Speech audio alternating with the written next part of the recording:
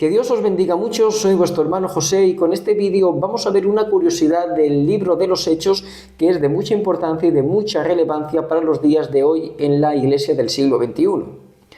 Algo que podemos ver, sobre todo en los primeros capítulos del libro de los Hechos, es que Lucas, el escritor del libro, hace mucho énfasis en las conversiones y el posterior bautismo.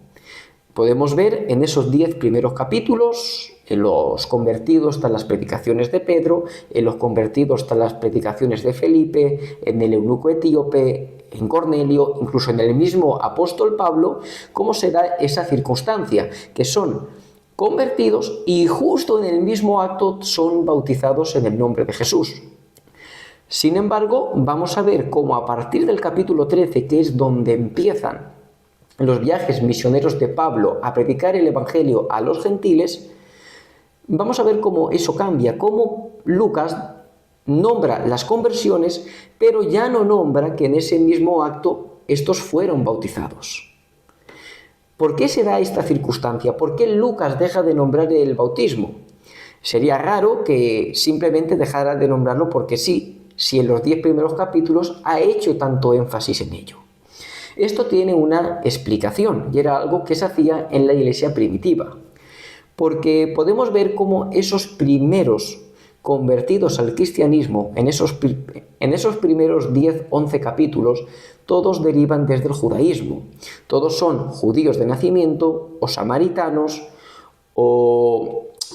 gente que estaba dentro del grupo de los temerosos de Dios, o sea, gente que era gentil, pero que creía en el único Dios verdadero, pero que no se circunscribía, no se adaptaba a toda la ley, pero sin embargo ya creía en ese Dios verdadero y estaba familiarizado con toda la ley y con la moral que Dios exigía y con las promesas mesiánicas. Luego, toda esta gente que venía del judaísmo o que eran de los temerosos de Dios,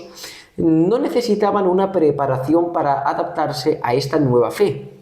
porque ya conocían la moral que Dios exigía, ya creían en el único Dios verdadero y simplemente aceptaban ya las promesas mesiánicas hechas en el Antiguo Testamento, ahora cumplidas en Cristo. Sin embargo, cuando esto se pasa a los gentiles, esto no está. Los gentiles son politeístas, los gentiles no conocen al único Dios verdadero, los gentiles no conocen la moral que Dios exige y los gentiles no conocen las promesas mesiánicas que se cumplen en Cristo. Por tanto, si se bautizara a estos gentiles simplemente una vez han aceptado el mensaje, la fe sobre la que se estarían afirmando sería una fe débil, una fe que no está fundamentada.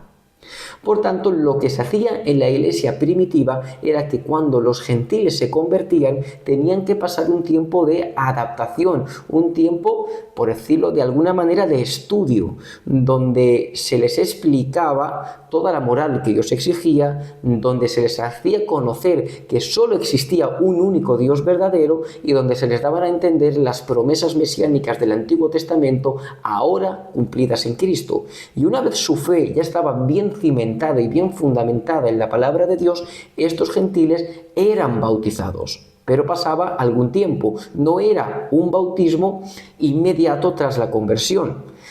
Luego, esto nos enseña que bautizar a alguien